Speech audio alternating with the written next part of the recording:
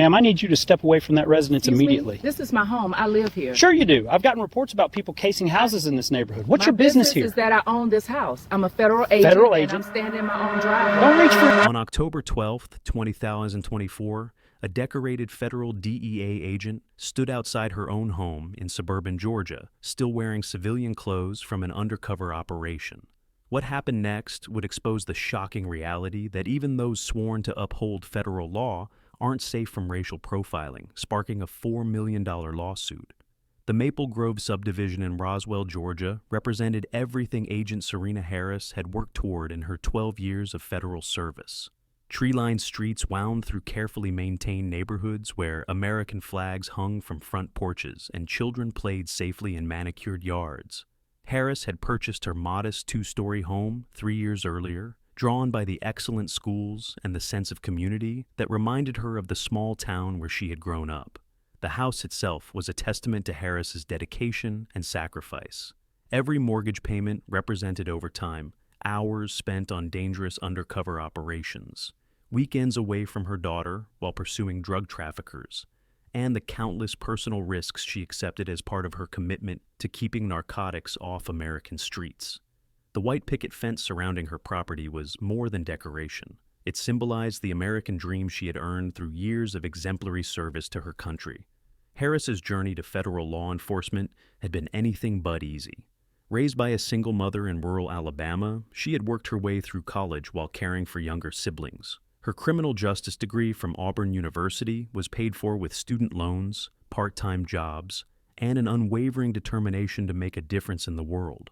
After graduation, she started as a local police officer before being recruited by the Drug Enforcement Administration, where her natural ability for undercover work quickly set her apart from her peers. As a DEA agent, Harris specialized in the most dangerous type of law enforcement work. Undercover narcotics operations required her to assume false identities, infiltrate criminal organizations, and gather evidence while surrounded by people who would kill her without hesitation if they discovered her true identity. Her service record was exemplary, with multiple commendations for operations that resulted in major drug seizures and the dismantling of trafficking networks that spanned multiple states. Beyond her professional accomplishments, Harris had become an integral part of the Maple Grove community. She organized the annual neighborhood block party, coached youth soccer at the local recreation center, and was an active member of her daughter's school PTA.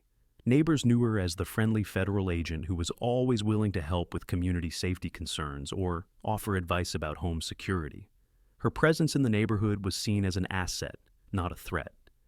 Harris's 8-year-old daughter Maya was the center of her world.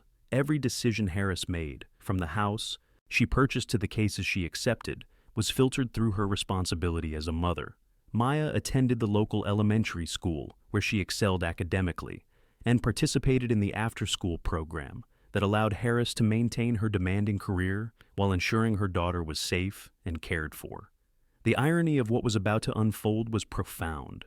Harris had spent her entire adult life in service to law enforcement, working to protect communities from the very real dangers of drug trafficking and organized crime. She had risked her life countless times, earned the respect of colleagues and criminals alike, and built a reputation as one of the most effective undercover agents in the Southeast region. Yet none of that would matter when she encountered Officer Carter Richardson.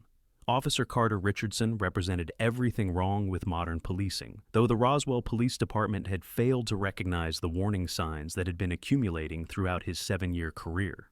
At 34 years old, Richardson had joined law enforcement not out of a desire to serve his community, but because he craved the authority and power that came with wearing a badge.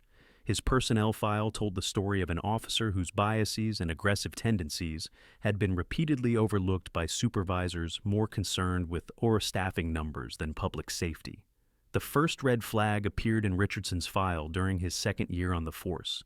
In 2019, he was accused of using excessive force during a routine traffic stop involving Marcus Johnson, a black mechanic who had been driving home from work.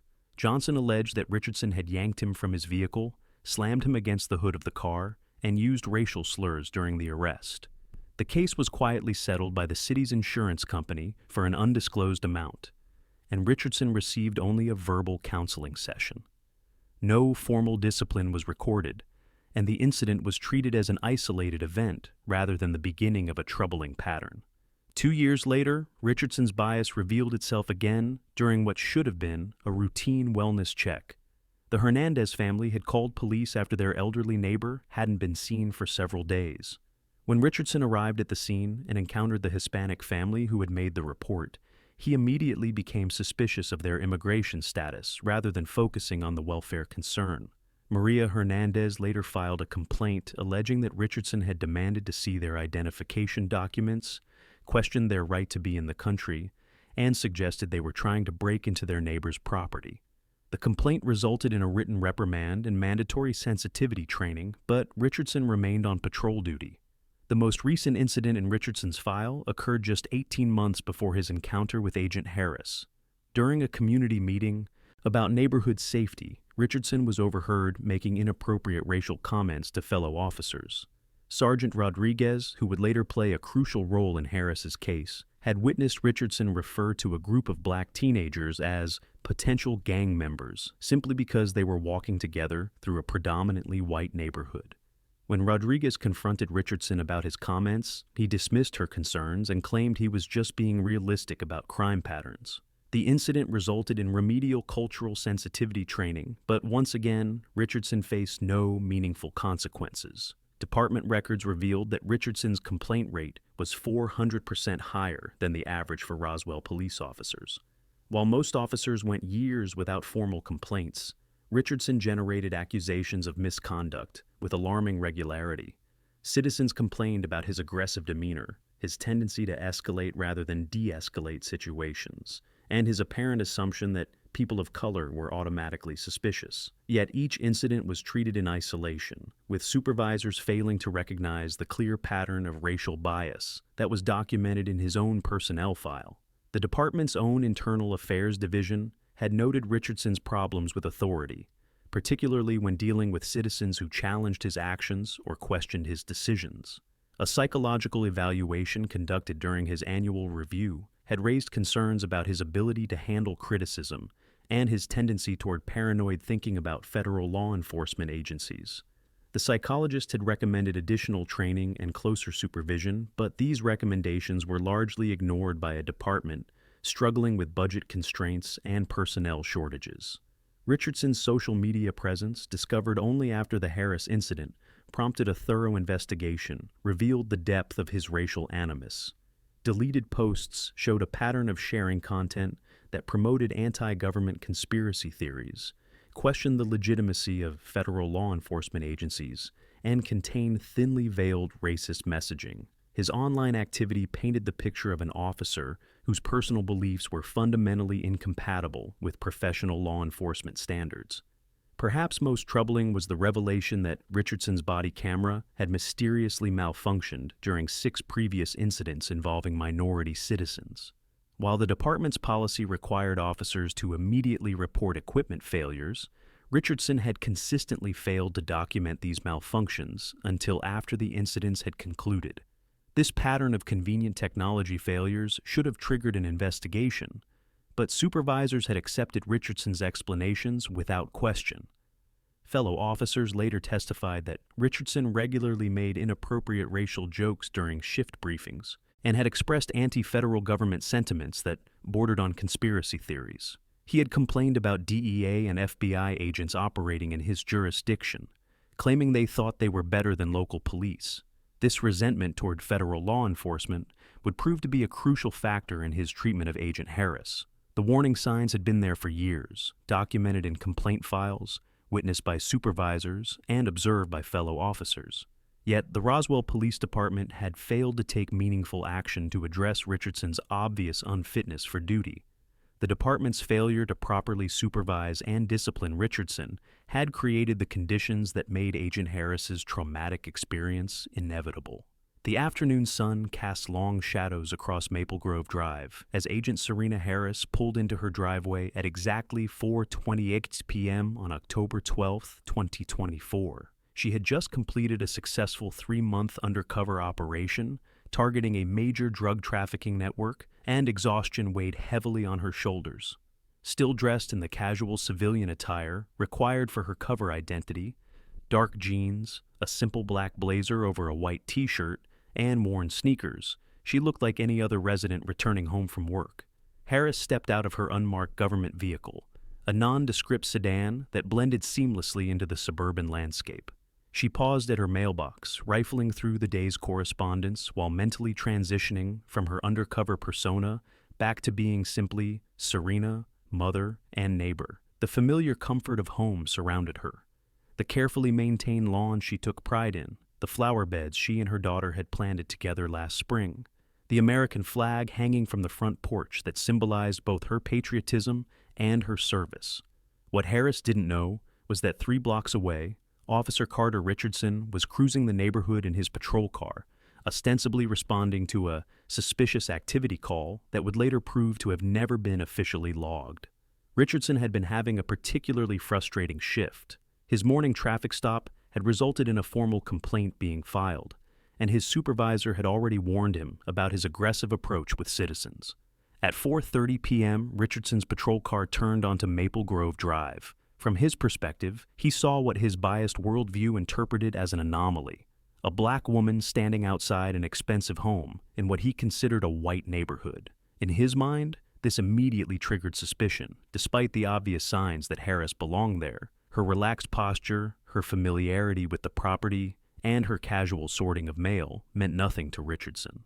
Richardson slowed his vehicle, watching Harris for nearly 30 seconds before deciding to investigate. His body camera, which department policy required to be activated during all citizen interactions, remained switched off. This pattern had become habitual when he anticipated situations might not reflect well on his conduct. As Richardson parked his patrol car directly behind Harris's sedan, effectively blocking her into her own driveway, Harris noticed the police presence but felt no alarm. As a federal agent, she was accustomed to working alongside local law enforcement and assumed this was either a routine patrol or perhaps an officer who needed directions. She continued sorting her mail, occasionally glancing up with the mild curiosity of any citizen, wondering why a police car had stopped on their quiet street. Richardson exited his vehicle with an aggressive stride, his hand already positioned near his service weapon. This tactical stance was typically reserved for high-risk encounters. His approach was deliberately intimidating, designed to establish dominance rather than conduct a professional inquiry. The contrast between his aggressive body language and Harris's relaxed demeanor would later become a key element in the civil rights lawsuit. "Ma'am, I need you to step away from that residence immediately," Richardson commanded, his voice carrying an authoritative tone that assumed wrongdoing rather than seeking clarification. Harris looked up from her mail, confusion evident on her face. After 12 years of federal law enforcement, she immediately recognized the signs of an officer who had already made up his mind about a situation before gathering facts. "Excuse me? This is my home. I live here," she responded, with the calm confidence of someone stating an obvious truth. The exchange that followed would be dissected frame by frame in courtrooms and training academies across the nation. Richardson's response revealed the depth of his racial bias. "Sure you do. I've gotten reports about people casing houses in this neighborhood. What's your business here?" The question itself was loaded with assumptions. No reports had been filed, no suspicious activity had occurred. Richardson's suspicion was based entirely on his perception that Harris didn't belong in the neighborhood based on her race. Harris, recognizing the situation for what it was, but still believing she could resolve it professionally, maintained her composure. "My business is that I own this house. I'm a federal agent and I'm standing in my own driveway," Harris replied, her tone remaining steady despite the growing absurdity of the situation. Richardson's response would later be cited as evidence of his racial animus. "Federal agent? Right. People like you don't live in neighborhoods like this. Turn around and put your hands behind your back." The phrase "people like you" would become central to the discrimination lawsuit. In those 4 words, Richardson revealed that his actions were motivated not by legitimate law enforcement concerns, but by racial prejudice. Harris, despite her growing anger at the situation, continued to attempt a professional resolution. "I have my credentials right here. DEA agent Serena Harris," she said, slowly reaching toward her blazer pocket where her federal identification was kept. It was at this moment that Richardson finally activated his body camera, though investigators would later note that the most crucial initial moments of the encounter were conveniently not recorded. What the camera did capture was Richardson's escalation to physical force. "Don't reach for anything. I said turn around. You're under arrest for trespassing and suspicious activity," Richardson shouted, moving aggressively toward Harris with his handcuffs drawn. The irony was profound. A federal agent, standing outside her own home, being arrested for trespassing by a local officer, whose authority was actually superseded by her federal jurisdiction. Harris's years of training kicked in as the situation rapidly deteriorated. Despite the outrageous nature of Richardson's commands, she understood that resisting, even when legally justified, could escalate into a dangerous confrontation. Her priorities shifted from asserting her rights to surviving the encounter intact, a calculus that millions of Black Americans make when confronted by biased policing. "Officer, you're making a serious mistake. Check my ID before you do something you'll regret," Harris said, her voice carrying the authority of someone accustomed to command, but tempered with the caution of someone who recognized the immediate danger she faced. Richardson's response demonstrated his complete disregard for due process and professional protocol. Instead of pausing to examine her credentials or calling for backup to verify her identity, he moved to physically restrain her. "I don't need to check anything. You're coming with me," he declared, grabbing Harris's arm and attempting to force her into a position to be handcuffed. At this crucial moment, Harris made a decision that would later be praised by law enforcement experts and civil rights attorneys alike. Rather than physically resist what amounted to an illegal arrest, she chose to comply under protest, clearly stating her objections for the body camera recording.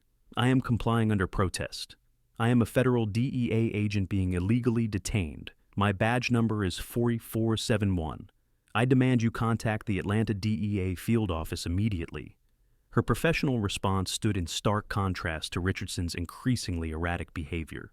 As he struggled to apply the handcuffs, Harris's hands were steady while he shook with what appeared to be either adrenaline or the dawning realization of his mistake. Neighbors began to emerge from their homes, drawn by the unusual sight of a police arrest in their quiet neighborhood. Mrs. Dorothy Chen, Harris's next-door neighbor and a retired school principal, was the first to witness the arrest.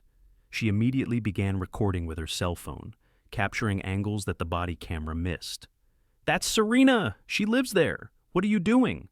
Mrs. Chen called, out, her voice carrying the authority of someone accustomed to dealing with unreasonable behavior. Richardson's response to the gathering crowd revealed another layer of his problematic approach to policing. "Ma'am, step back or you'll be arrested for interfering with a police investigation," he threatened Mrs. Chen, despite her standing on her own property and exercising her legal right to observe and record police activity. The crowd continued to grow as more neighbors emerged, many of them recognizing the absurdity of seeing Harris, whom they knew as the friendly federal agent who organized their annual block party, being arrested outside her own home. Tom and Susan Williams from across the street approached cautiously, with Tom calling out, "Officer, there must be some mistake. That's Agent Harris. She's DEA. We've known her for 3 years." By now, Harris was fully restrained, her hands cuffed behind her back as she stood in her own driveway. The humiliation was complete, but her composure remained intact. She understood that her behavior in this moment would be scrutinized by supervisors, attorneys, and potentially a jury. Every word she spoke needed to demonstrate her professionalism, even as she was being subjected to treatment that violated every principle of law enforcement she had sworn to uphold. "I want a supervisor on scene immediately," Harris demanded, using the firm tone she employed when directing operations against drug traffickers. "I want the DEA duty officer contacted, and I want to know the specific crime you believe you have probable cause to arrest me for." Richardson's inability to articulate a coherent legal justification for the arrest became increasingly apparent as he stumbled through his response. "Trespassing, suspicious activity, failure to comply with lawful orders," he muttered, each charge more legally questionable than the last. The trespassing charge was obviously baseless since Harris was on her own property with clear evidence of residence. The suspicious activity claim had no factual foundation since no calls had been made and no crimes reported. The failure to comply allegation was contradicted by the body camera footage showing Harris's full cooperation throughout the encounter. As neighbors continued to gather and their protests grew louder, Richardson made another critical error that would later cost him his job. Instead of calling for backup or a supervisor to help sort out the increasingly complex situation, he decided to transport Harris to the police station, apparently hoping to remove her from the scene before more witnesses could intervene. "You're going to headquarters until we can sort this out," Richardson announced, guiding the handcuffed Harris toward his patrol car. It was at this moment that Harris's 8-year-old daughter, Maya, arrived home from her after-school program. The little girl, dropped off by a neighbor's carpool, stepped onto the sidewalk to see her mother, Indy, handcuffs being led to a police car. The trauma of that image, a child watching her hero mother treated like a criminal, would require months of therapy to address. "Mommy!" Maya cried out, dropping her backpack and starting to run toward the patrol car. Mrs. Chen immediately intercepted the child, wrapping her in a protective embrace while continuing to record the arrest. "It's going to be okay, sweetie. This is just a big mistake that's going to get fixed very soon," she reassured Maya, though her own voice trembled with outrage at what she was witnessing. Harris, seeing her daughter's distress, felt the full weight of the injustice. This was no longer just about her rights as a federal agent or her dignity as a citizen. Her child was being traumatized by witnessing her mother's humiliation. "Maya, Mommy's okay. Mrs. Chen is going to take care of you. I'll be home soon," she called out, her voice finally showing the strain of maintaining composure under impossible circumstances. As Richardson placed Harris in the back seat of his patrol car, the crowd of neighbors had grown to nearly a dozen people, all of them vouching for Harris's identity and residence. Cell phone cameras captured every moment, creating a record that would later prove crucial in the legal proceedings that followed. The 15-minute drive to the Roswell Police Department was conducted in tense silence, broken only by Richardson's increasingly frantic radio communications with dispatch. Harris, sitting handcuffed in the back seat of the patrol car, listened as Richardson attempted to construct a post hoc justification for an arrest that was becoming more legally indefensible by the minute. "Unit 47 to dispatch. I'm transporting a subject for trespassing and investigation," Richardson reported, carefully avoiding mention of Harris's claimed federal agent status or the lack of any actual complaint that had initiated the encounter. Harris remained silent during the transport, understanding that anything she said could be recorded and potentially taken out of context. Her years of undercover work had taught her the value of strategic silence, and she was already mentally preparing for the legal battle she knew would follow this wrongful arrest. She observed Richardson's nervous behavior, noting how his hands shook on the steering wheel, and how he kept adjusting his rearview mirror to look at her, as if expecting her to somehow vanish and make his problems disappear. Upon arrival at the police station, Richardson's problems multiplied exponentially. Sergeant Maria Rodriguez, the duty supervisor, immediately recognized that something was wrong when she saw Richardson escorting a professionally dressed woman in handcuffs who was claiming to be a federal agent. Rodriguez had 22 years of experience and had never seen Richardson bring in anyone who carried themselves with Harris's obvious authority and composure.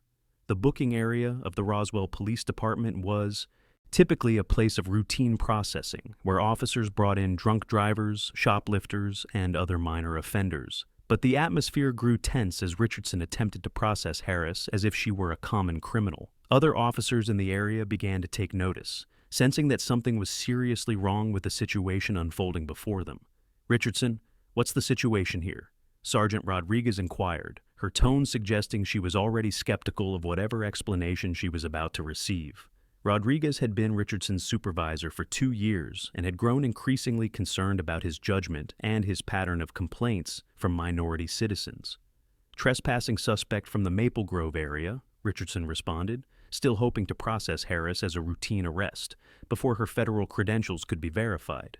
His voice lacked conviction, and he avoided making direct eye contact with Rodriguez, who had developed an ability to read her officers' tells over her long career. Harris, recognizing that she was now in the presence of a supervisor, made her formal statement with the precision of someone who understood exactly how law enforcement procedures were supposed to work. "Sergeant, I am Special Agent Serena Harris, badge number 4471, assigned to the Atlanta DEA field office. I was arrested outside my own home without probable cause while collecting my mail. I demand to contact my supervisor immediately, and I want this officer's supervisor contacted as well." Sergeant Rodriguez's expression shifted immediately from mild curiosity to serious concern, even if there were questions about Harris's identity. The professional manner of her statement and her specific badge number suggested this was not a routine trespassing arrest. The way Harris carried herself, her knowledge of proper procedure, and her calm demeanor under stress were all consistent with someone who had extensive law enforcement experience. "Richardson, did you verify her identification before making this arrest?" Rodriguez asked, though she suspected she already knew the answer based on Richardson's increasingly uncomfortable body language. "She was reaching for something and I couldn't take the risk," Richardson replied weakly, his justification crumbling under scrutiny. The excuse sounded hollow even to him, and he realized that his career was likely over, regardless of how the next few hours played out. "You couldn't take the risk of allowing someone to show you their identification?" Rodriguez's voice carried the exasperation of a supervisor who realized she was dealing with a potential career-ending mistake that would reflect poorly on the entire department.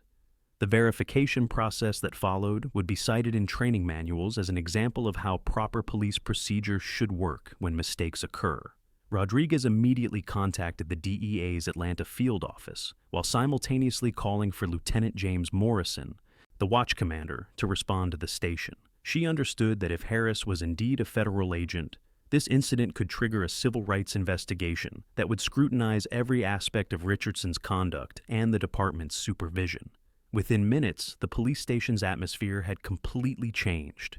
Word spread quickly among the officers and staff that a potentially explosive situation was developing.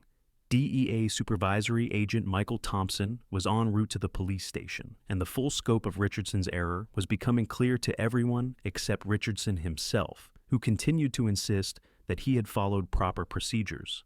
The booking sergeant, Officer Janet Mills, had processed thousands of arrests during her 15-year career, but she had never encountered anything like the situation she was witnessing.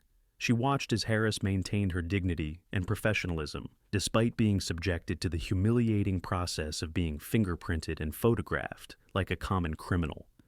Mills later testified that Harris's behavior throughout the booking process was unlike any suspect she had ever encountered, displaying a familiarity with law enforcement procedures that came only from extensive experience on the other side of the badge. As they waited for Agent Thompson's arrival, Rodriguez attempted to minimize the damage by removing Harris's handcuffs and allowing her to sit in a conference room rather than a holding cell. But the damage was already done. Harris had been subjected to the complete humiliation of wrongful arrest, and her 8-year-old daughter had been traumatized by witnessing her mother's treatment. Richardson, meanwhile, seemed to finally grasp the magnitude of his mistake. His initial defiance gave way to nervous anxiety, as he realized that he had not only arrested a federal agent without cause, but had done so in front of multiple witnesses who had recorded the entire encounter. The very technology he had tried to avoid by not activating his body camera initially had worked against him, as civilian cell phone footage captured his misconduct from multiple angles. DEA Supervisory Agent Michael Thompson's arrival at the Roswell Police Station marked the beginning of what would become a federal investigation into civil rights violations.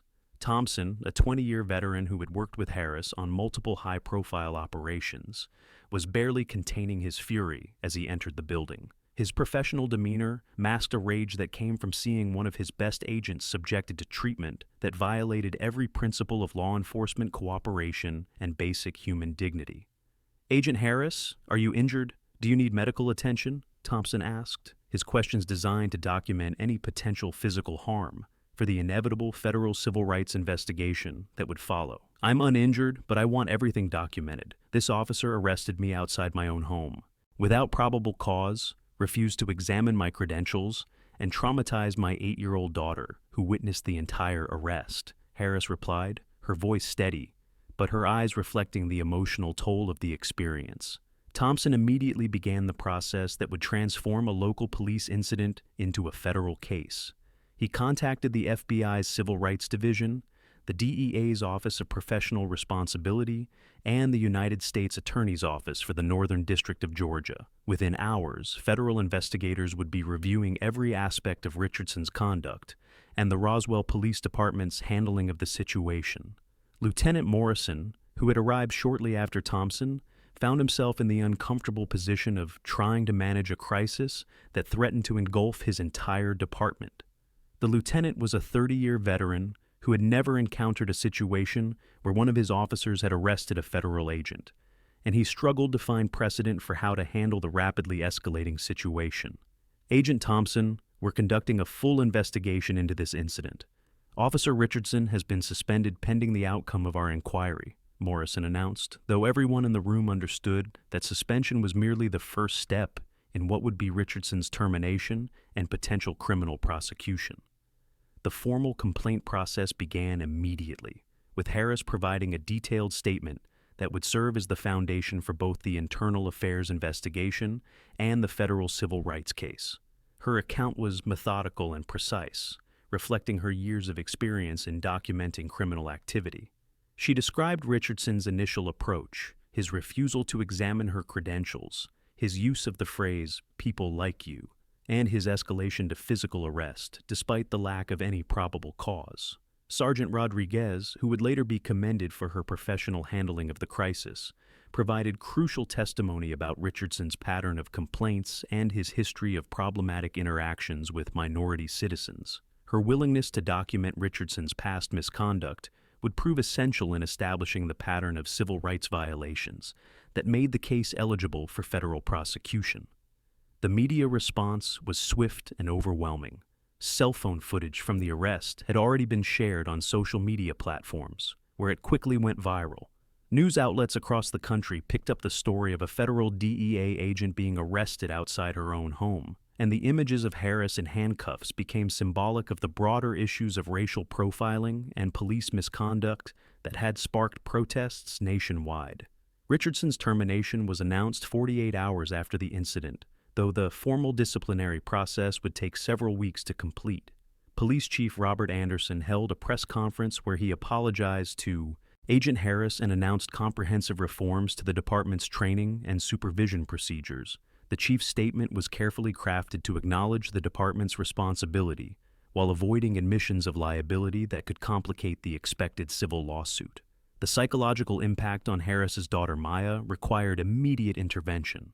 Child psychologists specializing in trauma worked with the 8-year-old to help her process what she had witnessed. The image of her mother being handcuffed and placed in a police car had shattered Maya's sense of safety and her trust in authority figures who were supposed to protect rather than harm. Community leaders in Roswell demanded accountability beyond Richardson's termination. The NAACP, the Southern Poverty Law Center, and local civil rights organizations called for federal oversight of the police department and comprehensive reforms to prevent similar incidents.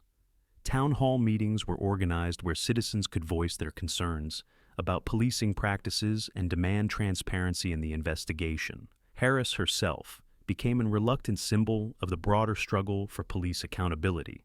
Speaking at a press conference organized by her attorney, she emphasized that her case was not isolated, but representative of the experiences of countless Americans who lacked the federal credentials and legal resources that had protected her from even worse treatment.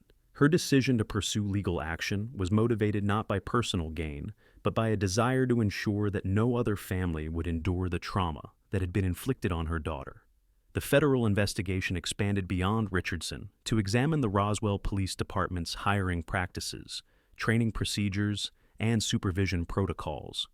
Investigators discovered that Richardson's pattern of misconduct had been documented but inadequately addressed, raising questions about whether the department had been deliberately indifferent to civil rights violations. This institutional failure would become a key element in the federal lawsuit that followed. The legal machinery that followed Agent Harris's wrongful arrest moved with the precision and determination that major civil rights cases demand. Attorney Marcus Thompson of the Southern Justice Coalition, a veteran civil rights lawyer who had successfully prosecuted dozens of police misconduct cases, agreed to represent Harris in what would become one of the most significant federal civil rights lawsuits in Georgia's recent history.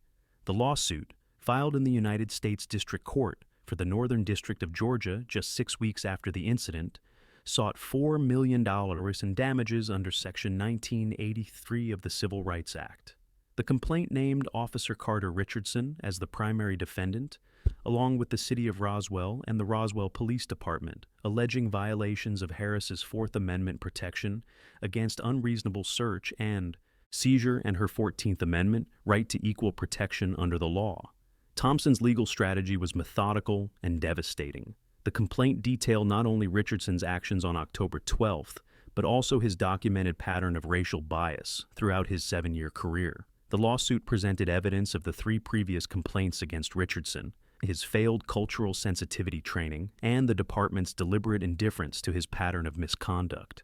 This approach transformed the case from a single incident of bad judgment into a systematic violation of civil rights that had been enabled by institutional negligence. The federal investigation conducted by the FBI's Civil Rights Division proceeded parallel to the civil lawsuit, adding criminal implications to Richardson's conduct. Federal prosecutors reviewed the evidence to determine whether Richardson's actions constituted criminal violations of Harris's civil rights under federal law. The prospect of criminal charges significantly increased the pressure on all parties to reach a swift resolution of the civil case. Discovery in the civil case revealed damaging evidence that had been hidden in Richardson's personnel files and the department's internal communications. Email exchanges between supervisors showed that Richardson's pattern of complaints had been discussed at command staff meetings, but no meaningful action had been taken to address his obvious unfitness for duty. Body camera footage from Richardson's previous encounters with minority citizens revealed a consistent pattern of aggressive behavior and racial bias. The City of Roswell's insurance carrier immediately began settlement negotiations, recognizing that the case presented an almost impossible defense. The cell phone footage from neighbors, Richardson's own body camera recording, and the testimony of multiple witnesses created an overwhelming evidentiary record of misconduct. Insurance adjusters calculated that the cost of defending the case through trial would likely exceed any reasonable settlement amount, particularly given the risk of punitive damages that could reach into the tens of millions. Harris's damages claim was comprehensive and well documented. The lawsuit sought compensation for the violation of her constitutional rights, the emotional distress she had suffered, the trauma inflicted on her daughter, and the damage to her reputation and career.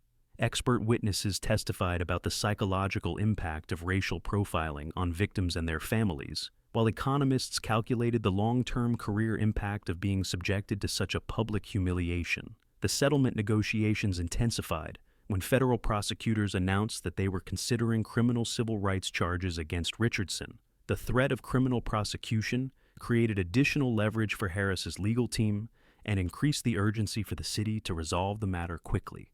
City officials recognized that a prolonged legal battle would only generate more negative publicity and potential federal oversight of their police department.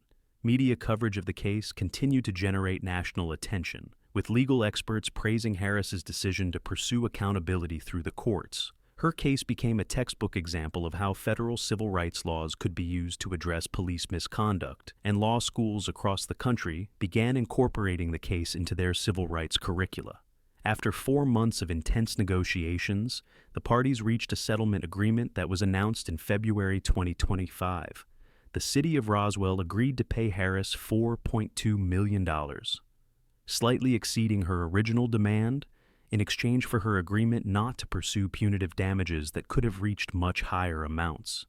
The settlement was one of the largest police misconduct awards in Georgia history, and sent a clear message about the financial consequences of racial profiling. Beyond the monetary compensation, the settlement included comprehensive reforms to the Roswell Police Department's policies and procedures. The city agreed to implement enhanced training on racial bias and de-escalation techniques, establish an independent civilian oversight board for police misconduct complaints, and submit to federal monitoring of their compliance with constitutional policing standards for a period of 5 years. 2 years after the settlement, Agent Serena Harris has transformed from victim to advocate, using her experience to drive meaningful change in law enforcement practices across the Southeast. She returned to active duty with the DEA after taking a 6-month leave to focus on her family's healing, but her role has evolved beyond traditional undercover operations. Harris now serves as a liaison between federal and local law enforcement agencies, helping to develop training programs that address racial bias and improve interagency cooperation. The $4.2 million settlement provided Harris with financial security, but more importantly, it gave her the resources to establish the Harris Foundation for Police Accountability. The foundation provides legal assistance to victims of police misconduct who lack the resources to pursue civil rights cases, and it has already helped secure justice in 12 additional cases across 3 states. Harris frequently speaks at law enforcement conferences and police academies, sharing her story to help officers understand the devastating impact of racial profiling on communities and families. Harris's daughter Maya, now 10 years old, has shown remarkable resilience in overcoming the trauma of witnessing her mother's arrest. With the help of specialized counseling and her mother's unwavering support, Maya has not only recovered from the psychological impact of the incident, but has developed a sophisticated understanding of social justice issues that impresses adults who meet her. She often accompanies her mother to speaking events, where her presence serves as a powerful reminder of how police misconduct affects entire families. The family chose to remain in their Maple Grove home, refusing to be driven away by Richardson's actions. Their neighbors, who had rallied to support Harris during her arrest, have become some of her strongest advocates. Mrs. Dorothy Chen, who captured crucial footage of the arrest, now serves on the board of Harris's foundation. The neighborhood has become a model of community policing, with residents and officers working together to build trust and prevent future incidents of misconduct. Officer Carter Richardson's life has followed a dramatically different trajectory. His termination from the Roswell Police Department was followed by criminal charges filed by federal prosecutors in April 2025. Richardson was convicted of violating Harris's civil rights under color of law and sentenced to 18 months in federal prison. Upon his release, he faced a civil judgment that garnered his wages for the foreseeable future, as he was held personally liable for a portion of the settlement despite the city's insurance coverage. Richardson's attempts to find employment in law enforcement have been unsuccessful, as his federal conviction disqualifies him from police work anywhere in the United States. He has struggled to maintain steady employment, moving between various security and manual labor jobs, while dealing with the financial and social consequences of his actions. His case has become a cautionary tale used in police training programs nationwide, demonstrating how racial bias can destroy both an officer's career and the lives of innocent citizens. The Roswell Police Department has undergone comprehensive reforms that extend far beyond the terms of the federal settlement agreement. Chief Robert Anderson, who remained in his position throughout the crisis, implemented changes that transformed the department's culture and practices. Every officer now receives enhanced training on constitutional policing, de-escalation techniques, and cultural competency. The department's use of force incidents have decreased by 60% since the reforms were implemented. The Independent Civilian Oversight Board, established as part of the settlement, has become a model for other communities seeking to improve police accountability. The board, which includes Harris as an advisory member, reviews all complaints against officers and has the authority to recommend disciplinary action. Their work has helped restore community trust in the police department and has prevented several potential misconduct incidents through early intervention.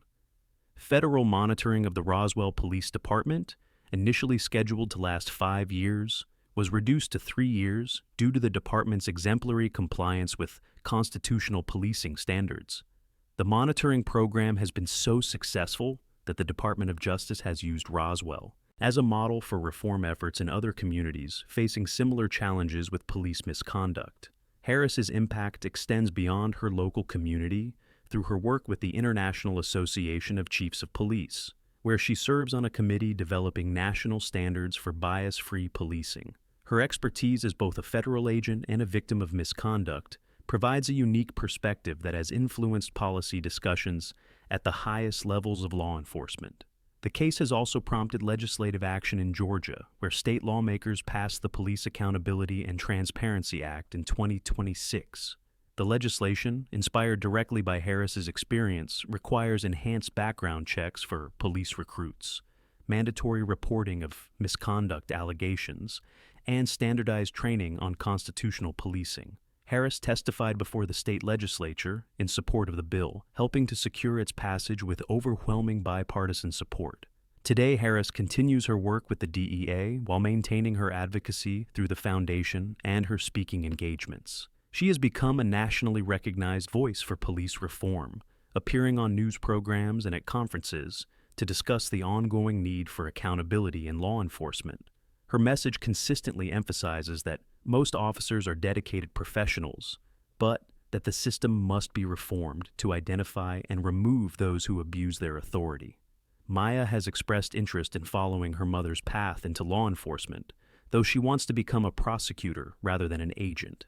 She often tells people that she wants to help ensure that what happened to her family never happens to anyone else, demonstrating a maturity and sense of justice that reflects her mother's influence and the strength she gained from overcoming adversity.